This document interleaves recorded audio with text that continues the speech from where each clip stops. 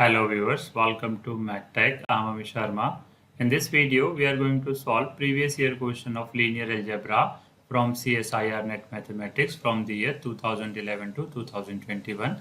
This is part 8 of the video. If you haven't seen the previous part, you can visit my channel or you can find the link in description box. And topic is matrices and its applications. So without a delay, let's start. Now question is, let A be a m cross n matrix and B be a n cross m matrix over real number with m less than n. Then option A, AB is always non-singular. Option B, AB is always singular.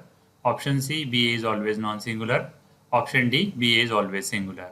Now देखते हैं इस question में क्या क्या information है हमारे पास.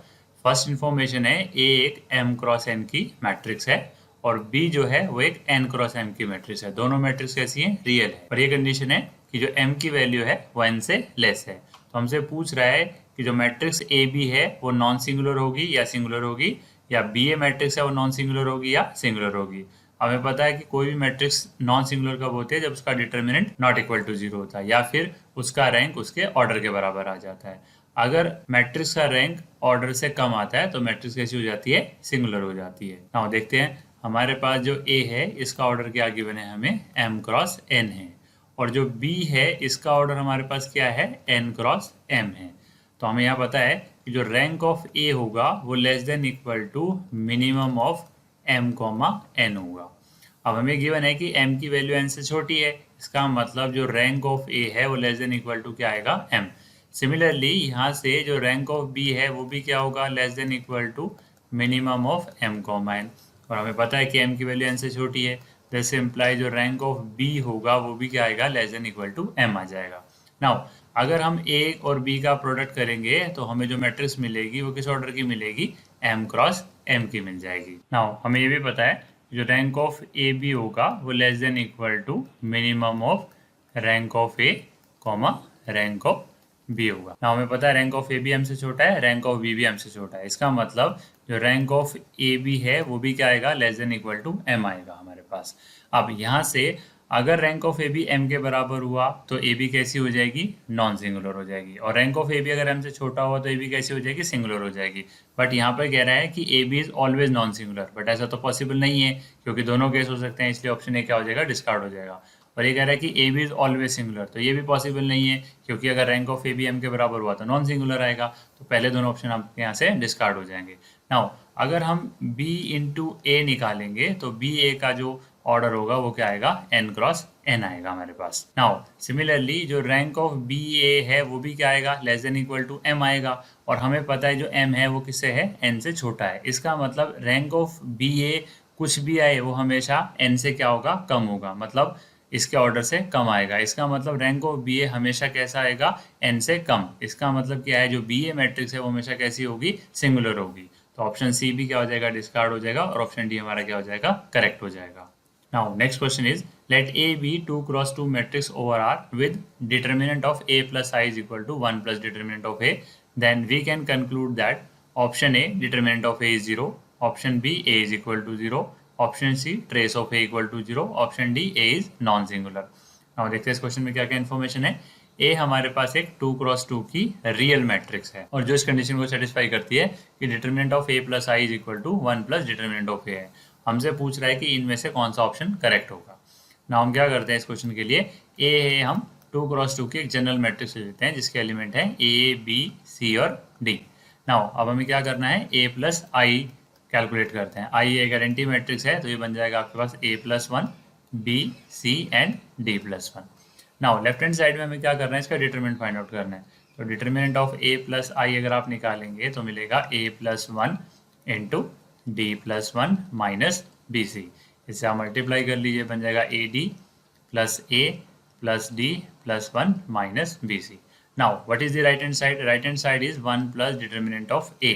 तो अगर आप इसको कैलकुलेट करेंगे तो होगा 1 plus, now determinant of a is A D minus B C. Now left hand side and right hand को दोनों को इक्वल कर दीजिए. We get A D plus A plus D plus 1 minus B C is equal to 1 plus A D minus B C. Now this AD is cancelled with this AD, this 1 is cancelled with this 1 and this minus BC is cancelled with this minus BC. This implies A plus D क्या हो जाएगा? 0. अगर आप बहुत ध्यान से देखेंगे A plus D क्या है?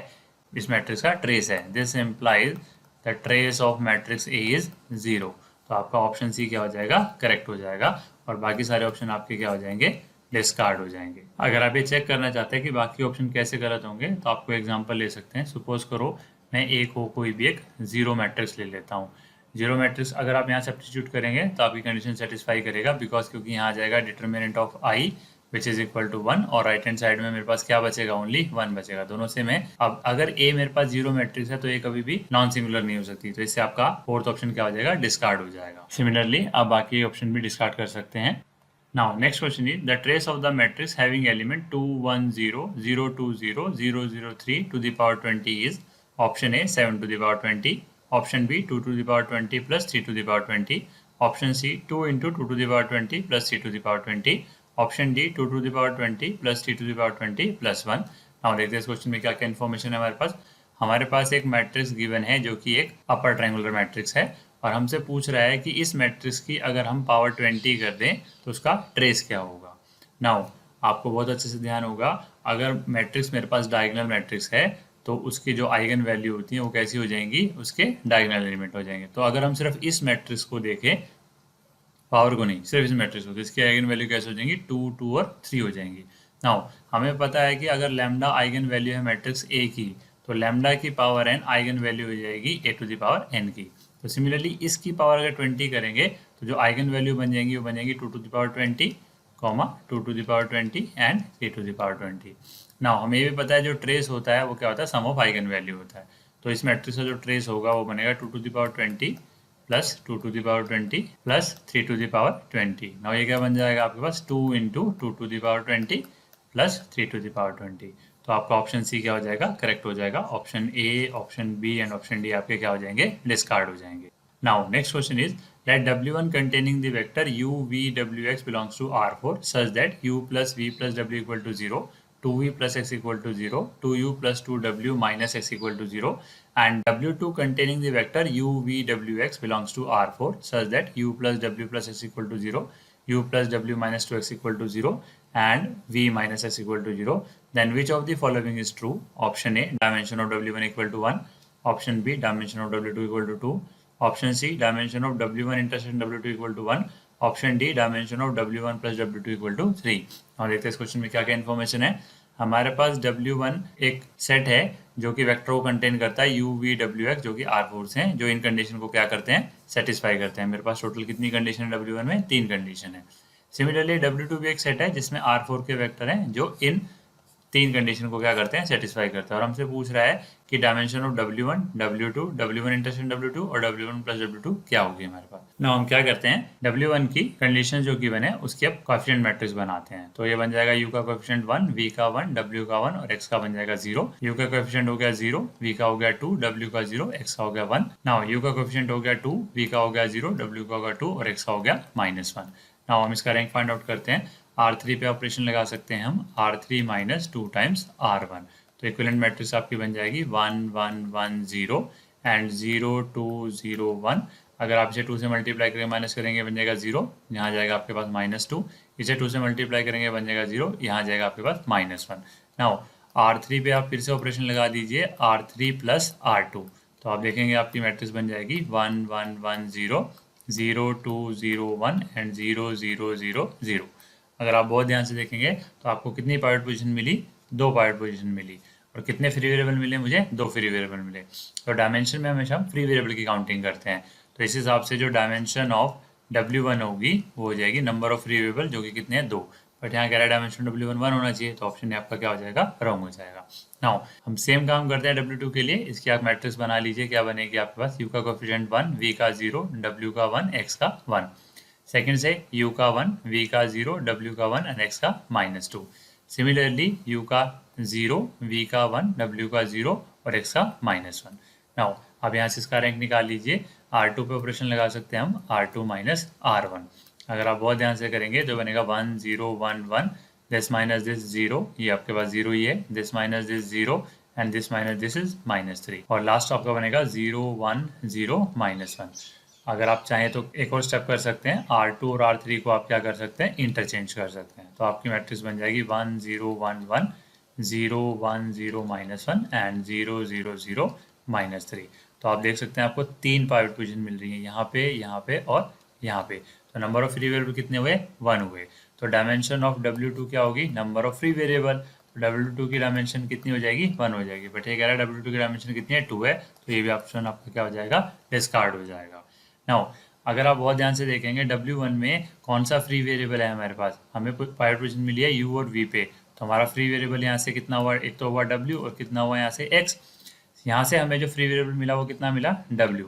इसका मतलब W1 और W2 की अगर हम इंटरसेक्शन करेंगे तो उसमें हमें एक फ्री वेरिएबल मिलेगा जो कि क्या होगा? W होगा। इसका मतलब जो डायमेंशन होगी किसकी? W1 इंटरसेक्शन W2 की वो कितनी होनी चाहिए? 1 होनी चाहिए। तो ऑप्शन सी आपका क्या हो जाएगा? करेक्ट हो जाएगा।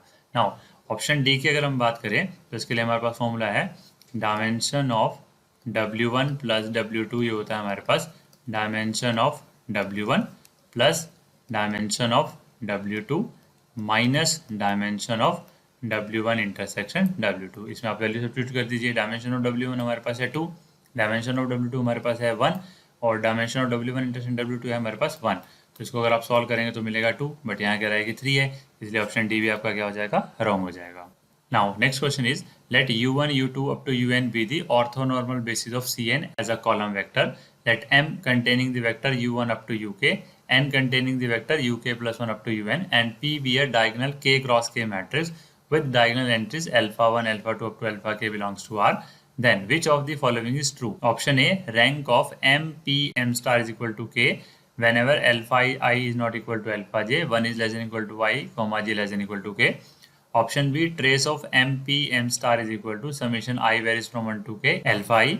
Option C, rank of M star n is equal to minimum of k comma n minus k. Option D, rank of m into m star plus n into n star is less than n. now देखते हैं इस question में क्या क्या information है। हमारे पास total n vector given है जो कि कैसे हैं? ऑर्थोनॉर्मल बेसिस हैं। ऑर्थोनॉर्मल का मतलब क्या है? ये वेक्टर Li होंगे और ऑर्थोगोनल होंगे एक दूसरे के। मतलब अगर आप सेम वेक्टर का सेम वेक्टर के साथ इनर प्रोडक्ट करेंगे तो आपको 1 मिलेगा और किसी अदर वेक्टर के साथ करेंगे तो आपको क्या मिलेगा? 0 मिलेगा। उसमें से एक सेट M बनाया है जिसमें पहले k वेक्टर हैं और n में k प्लस 1 से लेके n तक के वेक्टर हैं। P हमारे पास एक डायगोनल है k क्रॉस k की मैट्रिक्स जिसके सारे एलिमेंट कैसे हैं? डायगोनल में alpha 1 alpha 2 up to alpha के हैं और ये सब के सब कैसे हैं? रियल हैं। और हमसे पूछ रहा है इनमें से क्या करेक्ट हो सकता है। अगर आप बहुत ध्यान से देखेंगे कि जो m के अंदर वेक्टर हैं वो कैसे वेक्टर हैं? ऑर्थो नॉर्मल वेक्टर है मेरे पास। अगर आप m के वेक्टर से मैट्रिक्स बनाएंगे तो जो आपकी मैट्रिक्स होगी वो कैसी होगी आपके पास? उसके अंदर जितने भी वेक्टर है वो ऑर्थो नॉर्मल है, मतलब वो ऑर्थोगोनल की कंडीशन को क्या करेगी? सेटिस्फाई करेगी। नाउ अगर आप m आपके पास जितने भी वेक्टर है वो Li वेक्टर हैं और अगर आप m को m स्टार से मल्टीप्लाई करेंगे, m स्टार का मतलब यहाँ पर है कॉम्प्लेक्स कंजुगेट, तो ये जो मैट्रिक्स है ये आपकी कैसी बन जाएगी? आइडेंटिटी के बस। क्यों? क्योंकि m के अंदर जो भी वेक्टर होंगे aij टाइप के, यहाँ पर आपके पास आ जाएगा aij का बार, तो ये बन जाएगा aij का बार मतलब मॉडुलस ऑफ aij। और आपको पता है ऑर्थोनॉर्मल बेसिस में अगर आप उनका सेम वेक्टर का सेम वेक्टर के साथ अगर प्रोडक्ट कर दिया तो मुझे 1 मिलता है। तो इसका मतलब m इंटू एम स्टार मुझे क्या मिलेगा? I। और अगर m into M star I मिला तो m कैसी मैट्रिक्स होगी मेरे पास? हमेशा यूनिटरी मैट्रिक्स हो जाएगी। नाउ अगर आप बहुत ध्यान से देखेंगे तो m के सारे वेक्टर कैसे हैं? Li हैं। मतलब अगर आप किसी भी मैट्रिक्स को Li वेक्टर से मल्टीप्लाई करते हैं तो उसके रैंक पे कोई फर्क नहीं पड़ता। तो फर्स्ट ऑप्शन में अगर आप rank of M P M star निकालेंगे, बिकॉज m के सारे वेक्टर Li हैं, तो ये कैसी मैट्रिक्स हो जाएगी आपकी? इन्वर्टिबल हो जाएगी। सिमिलरली m स्टार भी इन्वर्टिबल हो जाएगी। तो ये किसके बराबर आएगा? रैंक ऑफ p के बराबर आएगा। नाउ p कैसी एक डायगोनल मैट्रिक्स है, बट अगर डायगोनल के जो भी एलिमेंट है अगर इनमें से कोई भी एलिमेंट आपका 0 हुआ तो इसका जो रैंक है वो नंबर ऑफ वेरिएबल से क्या हो जाएगा? कम हो जाएगा। बट यहाँ कह रहा है कि इसका जो रैंक है वो नंबर ऑफ वेरिएबल के बराबर आना चाहिए, तो ये ऑप्शन आपका क्या हो जाएगा? रॉन्ग हो जाएगा। ये ऑलवेज ट्रू नहीं है हमारे पास। नाउ सिमिलरली अगर आप ट्रेस की बात करते हैं, trace of M P M star, हमें पता है अगर हम इसे a मान ले और इसे पूरा b मान ले तो हम इसे कैसे ले सकते हैं? Trace of P M star into M. अभी हमें बताया m स्टार m की वैल्यू i है, तो ये बन जाएगा आपके पास trace of p into I, जो कि किसके बराबर होगा? ट्रेस ऑफ p के बराबर होगा। तो ये अगर आप बहुत ध्यान से देखेंगे ये किसकी वैल्यू है? ट्रेस ऑफ p की वैल्यू है। तो ऑप्शन बी आपका क्या हो जाएगा? करेक्ट हो जाएगा। तो ऑप्शन बी करेक्ट हो गया। ऑप्शन सी ऑप्शन डी आपके क्या हो जाएंगे? डिस्कार्ड हो जाएंगे। Thank you very much for watching my video. If you like the content, please do like, share and subscribe my channel. If you have any query, comment me. Thank you very much.